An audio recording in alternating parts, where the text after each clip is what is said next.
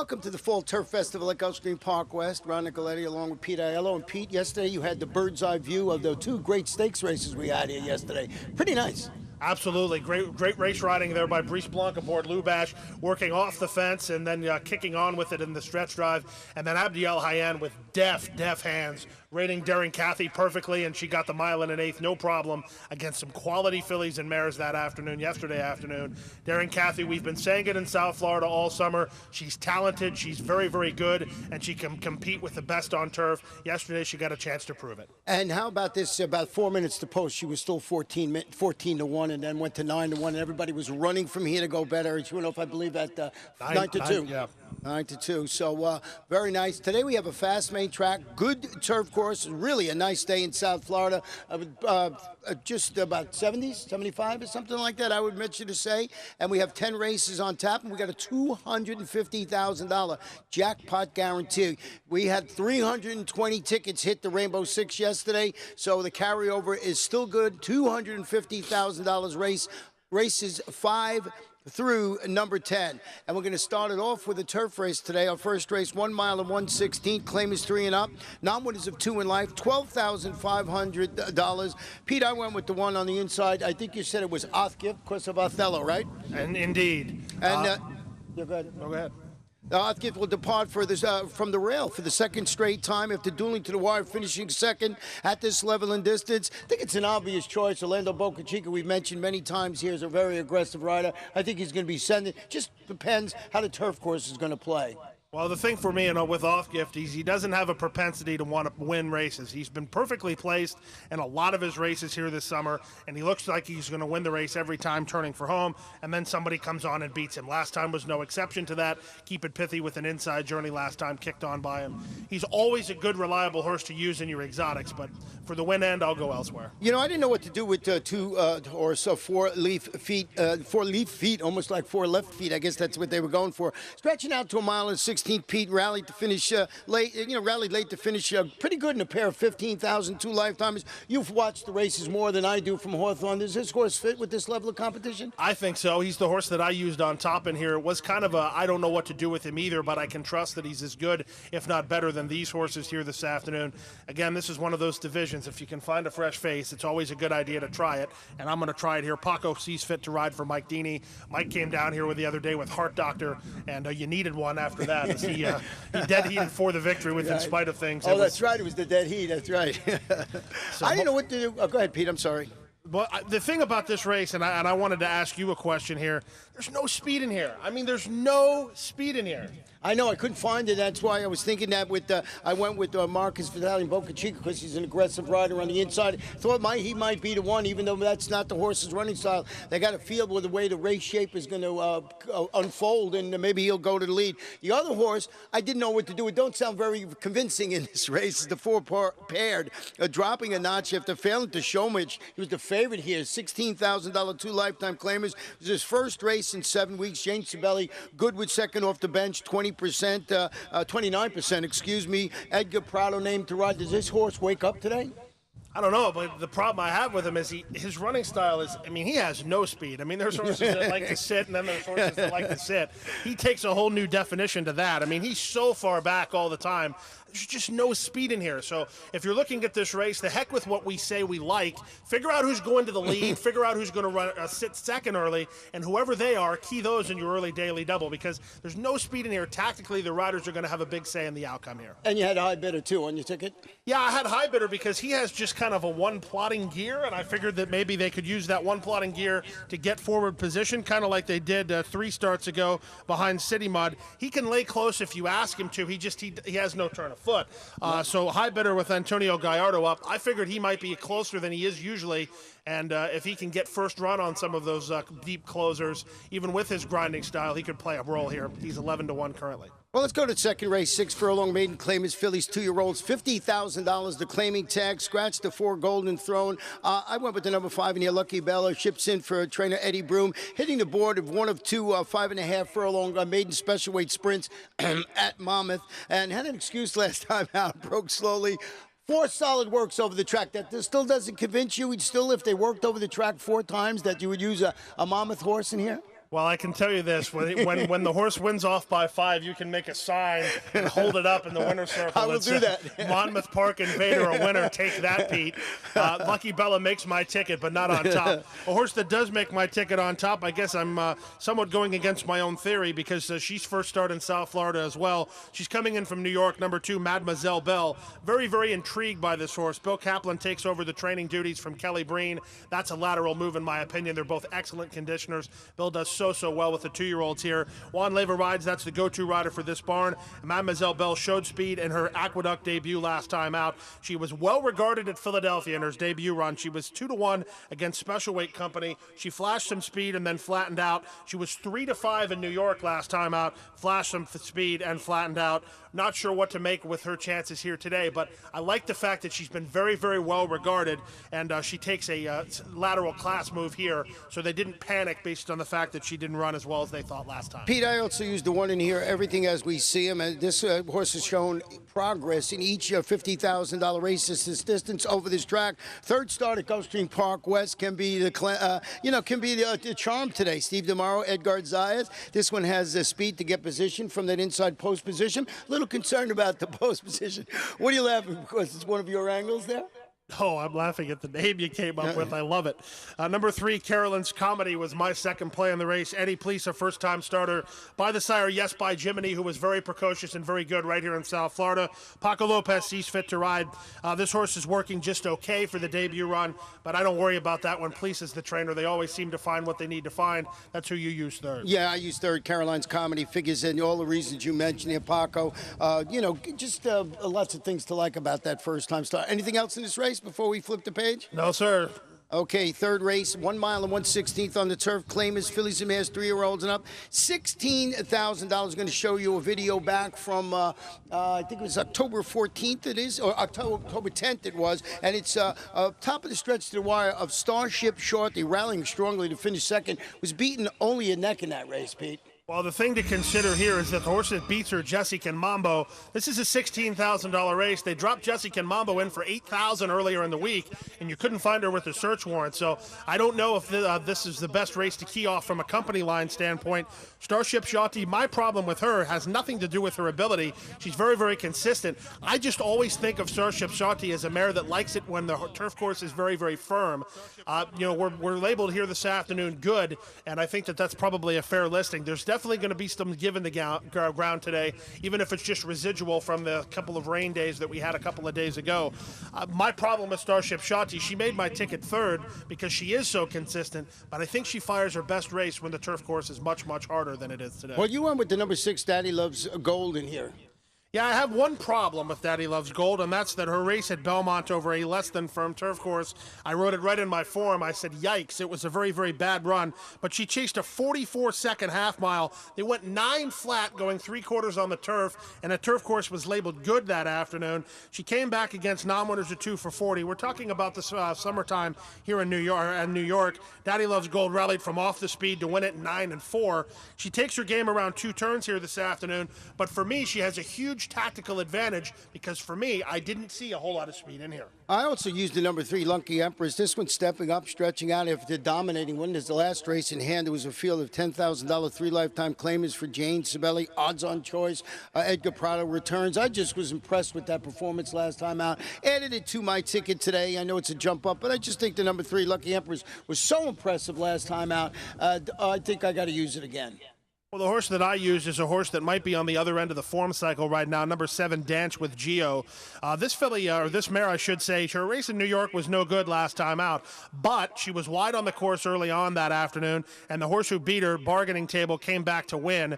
If you go 3 best starts back, she lost by a head at Monmouth over the turf course. The horse that beat her that afternoon came back to win. She's keeping very, very good company, and, she's regressing a little bit on the Beyer scale, so it's tough to see what end of the form cycle she's on. You also have to consider that she's faced tougher since being claimed for $20,000 at Monmouth Park. I think she's well placed here if Steve DeMauro and Jersey Joe has the call. I think she has a live chance here. I also used a 5 in there. She drives well, just on its current form. Pretty consistent its last couple of races on the turf, so I threw it on my ticket. Let's go to the fourth race, a mile, 70 yards. Claimers, 3-year-olds and up, non-winners of a race since May 23rd. The claiming price level is $6,250. I went with the 3 in here. Tis time is now, stretching out that additional 70 yards. If they're getting beat a nose and neck, respectively, versus similar going a mile. Obvious choice. You're not going to get much of a price, but this horse seems to like to finish second. So a little bit of a red flag there. Diego Gomez gets the call. Tis time is now is a horse that I'm going to simply try to beat. I like a horse here. This was actually be my best bet on the program. Number 1, Speedy Bird. Finally back into reality here. This horse was not going to defeat horses like Macho Bull, Put It Forward, and Lasso last time. This is a massive, and I can't stress that enough, a massive drop in class. 2 starts ago behind Cadillac Charm, who was a sharp winner for Dallas Keene. Speedy Bird was third after setting the pace in a 45-second half mile. Jockey Jose Osorio Jr. has the return call for Bruno Tessori. The move here is very, very simple. You have an inside post, you have a compact field, and you have some questionable tactical speed types. Go to the lead. That's the move here. Go to the lead, and you can go 49 to the half, whereas Tis Time has been chasing in 50 and 49. I think that Speedy Bird this is really a patented bottom out the field angle. If I'm Osorio Jr. here, I'm going. I'll go 48 and 4 to the half and be 3 on top and let him run me down, because frankly, if you look at the competition, they're not proven that they can run horses down with any amount of success. Well, this horse, I had it on my ticket for all the reasons you mentioned, but 9 races over this track with 4 wins in 2 seconds. And I actually put my knowledge, never has run this cheap. So number 4, Senor Castrico is stretching out additional 70 yards, hoping to benefit his late running tactics. If things get spicy on the front end, might set it up for number 4, Senor Castrico. But I'm going with the 1 and 3 on my early pick 4 ticket today. Senor Castrico made up a ton of ground last time out. I used him second just because I think he'll be a better price than Tis Time is now. But he, as Gianni touched on, he's going to need something to run at. I don't know that he's going to get it unless Diego Gomez has ideas with trying to go with Speedy Bird. If that happens, let me tell you, they're both in for a long afternoon, because I don't have confidence in either one of them finishing the job if they do too much too soon.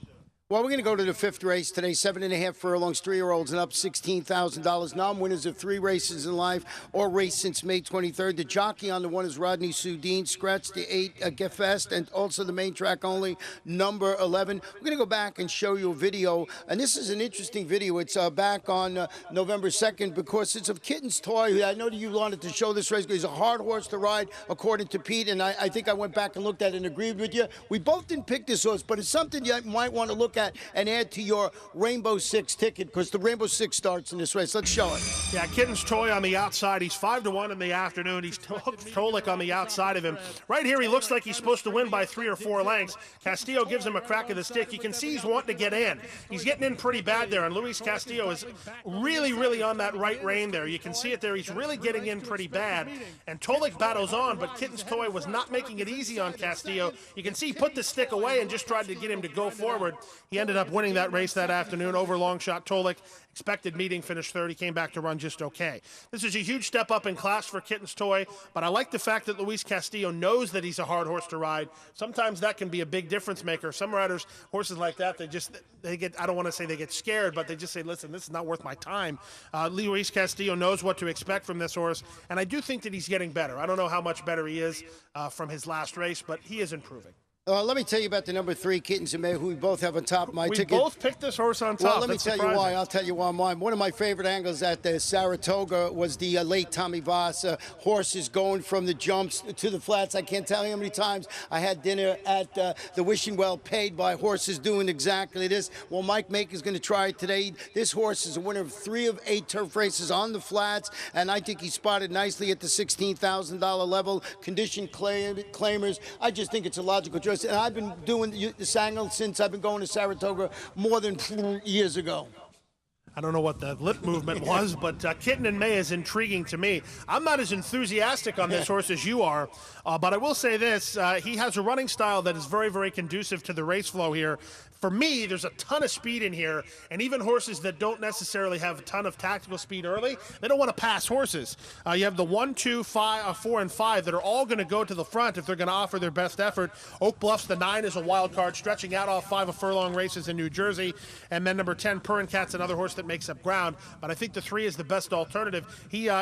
he reminds me a lot of Lonesome Street. He was off about an 11-month layoff for Mike Maker and the Ramseys, brought together some questionable form. Kitten and May has been laid up since November of last year while racing over the jumps. Not successful, by the way, but his race is in June for Chad Brown. That's June of 2012. Keep in mind what we're telling you here, but I agree with Ronnie. I think he's well spotted. I'm interested to see what price he goes off at, and he does get Jose Valdivia riding. He was a Breeders' Cup winner on the grass. Well, Jose was, not Kitten and May.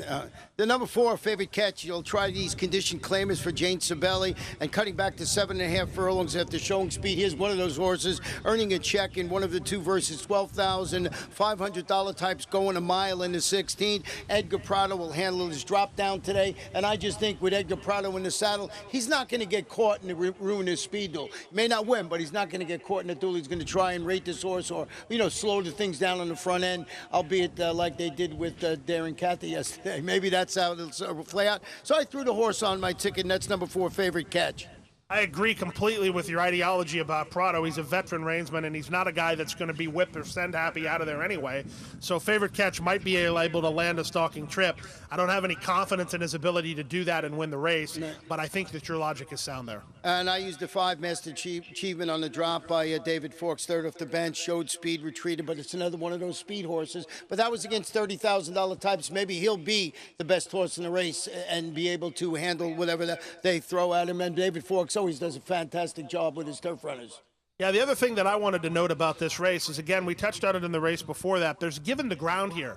I don't know how that's going to impact a lot of these horses. Most of these horses have been running over firm turf courses all summer long at Gulfstream Park. This turf course is not the same as Gulfstream Park's turf course, so it'll be interesting to see how it plays out tactically.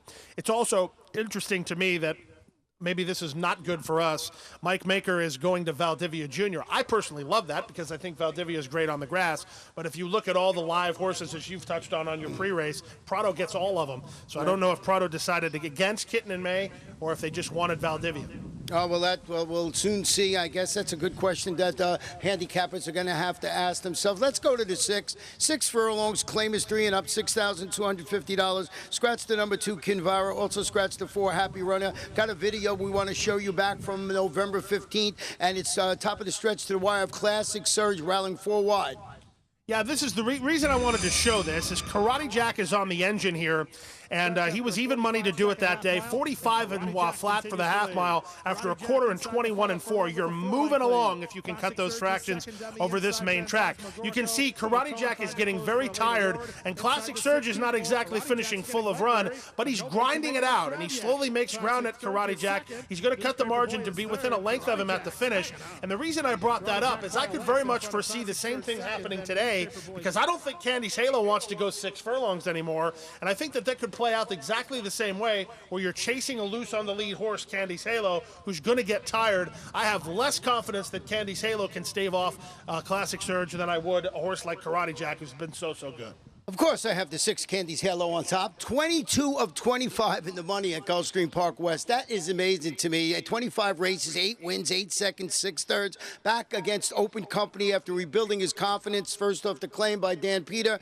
Commanding score last time out against those condition claimers. I just think this horse is sitting on another winning performance in here. But I got to have the number 9 Classic Surge. And it might come to fruition what you say. This horse getting tired on the front end. And number 9 Classic Surge. You can't leave Classic Surge off your ticket. The other horse I use, Pete, Newspaper Boy, I'm not that excited about having him, maybe on my Rainbow Six ticket, but I would put him on my Exacta try. He delivered almost last time out when he recovered from tight quarters. He finished third at 29-1. I used one of your corny lines there, where you say every day of this one almost delivered, Newspaper Boy. You got it? That was quite clever. I was going to give you credit. You actually took my thunder there. Very, very well done. Candy's Halo, listen, I want to go on the record so people don't think I'm not sharp. I mean, you can think that for a variety of reasons, but don't think about it because of Candy's Halo. If Candy's Halo runs a quarter of the race he ran the last time, especially with Happy Runner scratching, he will win. I just don't know that I can take the 2 to 5 price, which is about what, yes, I do, because I think everybody's going to see that blow the door off him race last time out and see that Zayas gets the return call. He's already 2 to 1 on the morning line. They scratched a key speed horse in Happy Runner. I think he's hammered. I think he's going to be odds on, and I don't know that I can take odds on. I mean, I think he merits top billing. He is the horse to beat, and he probably will win again. But I'm going to go with the horse that's going to be a big number, and that's number 1, River Star. He's a 2-time course winner who makes his second start off the freshening. He gets his rider back today. Santiago Gonzalez tried his hand, but the guy who's been able to get run out of this horse, the guy who knows this horse, is jockey Pedro Monterrey Jr. He's going to be a huge number, and if I don't trust the favorite, why not go for a horse I think is going to be a big price? Well, let's go to the 7th race today. 1 mile and 1/16 on the turf. Maiden 3-year-olds and upward maiden special weight. Scratch to 6. Madly May. You know, I give my tickets out. You see them if you follow us throughout the afternoon. Here is my single on my Rainbow 6, on my pick 5, and that is the number 10 Cup of Joe. And I'll tell you why. Debuting locally after returning from that 2-month freshening to finish second, he was beaten only 3/4 of a length by a horse called Skyflight, who came right back to win an allowance race as the favorite at Churchill Downs. So keeping good company, really good performance. Second off the bench. You got to single something to keep your ticket, reasonable. And this is the one I'm doing with number 10, Cup of Coffee. Well, there's absolutely nothing wrong with Cup of Joe here. I'm intrigued that Lynch goes to the Bug Boy. Not that there's anything wrong with that for me, because Tyler's been riding the grass course as well as anything else. But this horse is going to be heavily favored. He was over a turf course at Keeneland last time out that did have some given the ground, so that's not a concern. He has the best buyers of anybody in here. He's second start off of freshening. I mean, everything points to number 10, Cup of Joe, as the horse to beat in here. The question for me is, I think you can get some price horses underneath him here. Yeah, number 4, Neo Classic. I kept looking back. He looks like the controlling speed, unless the first-time starter, Shawn Michael, goes and runs, because he's been showing some pretty nifty works in the morning, at least the last work. Trainer Marcus Vitale, Orlando Boca Chica. I couldn't find any other speed of the speed in here. I don't know if this horse has to be on the lead. So I threw Neo Classic on my ticket for that exact reason, that, if this horse gets loose and this horse, Cup of Joe, doesn't come flying late, maybe Neo Classic can be that one. A horse that intrigues me, and I don't know that I'll have enough gusto to bet him to win, but I might, because he's going to be a huge price. Number 9, Abundio, is intriguing to me. He makes his first start back in South Florida after racing in Maryland on the dirt the last 2 times out. He finished third, but only beat 3 horses, and then was past 2 very tired horses last time. His 2 races are not very good. I'm intrigued, though, because he ran in the Champions Meet last time out. He missed the start, made a huge middle move under jockey Jose Lescano. The top 3 horses in that race in his debut run came right back to win. I'd have to ask you about it. It's the key race of key races, and he hasn't been on the grass since then. He's by Giants Causeway out of a Seattle Slew mare. He seems like he wants to run on the grass to me, and he actually was pointed to run on the grass the day he finished third, but the race came off. He's going to be a huge price. O'Connell and Gallardo, I don't know that he can win, but I mean, this horse is going to be 30-1 in here. I think he merits a chance at that. Well, you gave a great case for it, so why not add it to your ticket here? This is how you come away with you having the only ticket in the Rainbow 6 when you take a stab with a type of horse like this, especially in the race where it looks like Cup of Joe is going to be odds on, as you said. The other horse that we both had on the ticket was the 2 Taco Gem. Showed progress in the second start over the Gulfstream Park West turf. Rallying outside, he finished third. Dwoskin doing an excellent job. Juan Lever, always someone you want to pay attention to in there. Let's go to the 8th race. 7 furlongs, an allowance optional claim at 3-year-olds and up $16,000 is the claiming level. Scratch to 1, score 1. The jockey on the 4 is Paco Lopez, and the number 5 is also scratched, and that's just a little evil. Just a little evil. I think it's a big scratch in this race, Pete. Big scratch. The horse was, I don't want to say he was a cinch, but right. I mean, there has to be something seriously wrong. Marcus Vitale is no joker. He would look at the form and go, all right, I'm on the lead. I'm going to be 5-2 to do it, and I'm going to kick on with it. And then he has to come out. So that's very unfortunate. But it's very fortunate if you like Rosterant. There's a couple of things going on with Rosterant, who I used on top. He showed speed last time out with Just a Little Evil. Now he doesn't have to worry about him. Paco gets the call here for Josie Gomez, who took a tumble yesterday afternoon in the finale. And again, if you take out the fact that you scratch Score 1, who went to the lead, and scratch 5, Just a Little Evil, who went to the lead, there's no speed in here. I mean, this horse Rosterant's going to be cruising on an easy lead. And make no mistake about it, he has some talent here. I see it the same exact way and everything like that, but I kept the 3, Rich and Talk. First started to meet for trainer Nick Zito. Comes in after closing from 11th in that race to finish 5th. Was Keenan, and that was behind a repeat winner in that race who came back and won an optional claimer at the Laurel for trainer Graham Motion in his next race. So Rich and Talk, I liked him a lot more. I moved him up when the Just a Little Evil was in the race. I'll tell you that much. I got Rosterant on the ticket for all the reasons you mentioned. And I put the number 2 in there.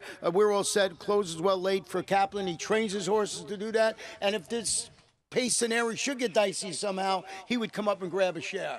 Yeah, we're all set's very honest. He's always going to make ground from the backfield. He's always a horse that seems to find his way onto the ticket, but he's 1 for 21, so he's not a win type. Question I have for you, and I'm probably going to embarrass myself by asking this. This horse that Rich and Tuck ran 4th-2-3 back at Saratoga, his name is the Big Beast. Isn't he a really, really, really good horse? I remember the name. I know exactly what he did, but I do remember his name. Well, I know he did come right back to win, and he won that race at Saratoga in 9 flat. So Rich and Tuck, I think he has to lay closer here, but I don't think that anybody needs me to tell them that. He definitely has a chance for Bravo and Nick Zito. Well, let's go right to the night because we got a video we want to show you here. Mile in his 16th allowance, fillies and mares 3-year-olds and up, and this race is back all the way from March 21st. It was over at Gulfstream Park, and it was the Adventurine, I should say, was the 2-horse in that race. Just want to show you what happened to this horse in the stretch. Coming back today for a long layoff, but let's watch the stretch run of this race. You see him right there. He's running right there once it starts up. And you see him, he just gets in tight quarters here. I remember this race from over at Gulfstream during the Champions meet, and he just got squeezed in between tight quarters there. You know, I don't know if it impeded his running that much, Pete, but he ran pretty good in there. He just wanted to show this race that he did have a little bit of trouble in that race. Hasn't been seen since that race, so maybe something happening. I do not know there. Coming back, of course, for Todd Pletcher today. With that said, I went with the number 8, Handicapping Show on my ticket. On top of my ticket, I'm used Adventurine too. This one's returning to the turf for Chad Brown. Rough outing as the 4-5 choice. He was 5th. It was a 1-turn mile allowance at Belmont. The barn over 30% going from dirt to turf. Everybody knows the exploits of Chad Brown. He's one of the best in the world. So number 8, Handicapping Show on my ticket, but I'm going to use Adventurine for that reason. Yeah, you went with the number 6 horse in here. Yeah, it's not often you hear a guy like me talk about breeding, but I'm going to talk about breeding with the number 6 horse here, Empress Maker. She's by a Florida Derby winner, Empire Maker, but the mare's the one that really turned my tide. Ticker Tape used to run out in California. She was a great, great horse. Multiple graded stakes winner. I want to say multiple grade 1 winner, but somebody would call me on it if I was wrong. Edgar Prado takes the call here. She really, really looks like she's headed in the right direction. Each and every one of her starts is better than the one before that. She broke her maiden against special weights at Keeneland. The horse that ran second, Lone Lily, came back to run second at Churchill against special weights yesterday or the day before. Actually, the day before. And I cannot pick a horse that's out of Ticker Tape on top. I loved her. Now, number 5, Night Song, another one I used, showed speed in the Ballston Spark grade 2 event. Paco won with this horse here at Gulfstream, not here, but at Gulfstream Park last March. And he knows how to handle number 5, Night Song. Anything else, Pete? We got just a couple of minutes before we go to the 10th. Again, the 9th race is tough. There's a lot of speed in here. I think you have to play horses that are going to make a run from off the speed. Let's go to the 10th. 7 furlong maiden claim is 2-year-olds. We're going to go back and show you a horse in here called Purpose, who did not get the job done last time. We can see Marcus Vitale out of the corner of my eye, so I'll keep my manners here and not make any comments about Purpose. The only thing I'm going to say, and I hope Marcus laughs, I'm going to look and see. The thing about Purpose, he reminds me a lot of Fireman's Carry, who's a filly that Marcus has, and that's all I'm going to say about that. He's not laughing as hard as I thought he would, but Purpose gets run down late by the Sundrop Kid. Orlando Bocachica has the return call. For me, at some point he's going to win, and when he wins, he's going to beat me. I went with the 1, Whiskey Ding, cutting back to 7 furlongs in the dirt, made a middle move, faded against 25,000 types, going a mile on the grass. Diego Gomez rides for Walter Rosas Canessa. He's 6 for 19 in the money at the meet. I just thought I love speed on the grass. A little middle speed on the grass, turning back to 7/8 on the main track. So Whiskey Ding on top of my ticket. Purpose in second, Marcus. And then I have the 5, Charlie's Ambition. Oh, before we get off the air, I'm going to tell you that the 10-horse Double Agent, who I used on top, they're kind of giving up on him. I don't blame him, but I know that Carlo Vaccarezza thought this horse was a lot better than he's shown. I think he's kind of a head case, in my opinion. He's not an easy horse to ride. He galloped out really, really good last time out. Bravo gets the call here this afternoon. If Bravo can get this horse to figure out what he's supposed to do out there, I think this is a great spot to prove that he does have some talent. Well, good luck with all your selections today, and it should be a beautiful day of racing. It's a tough, tough sequence in the Rainbow Six with $250,000 on the line, and enjoy your afternoon with us.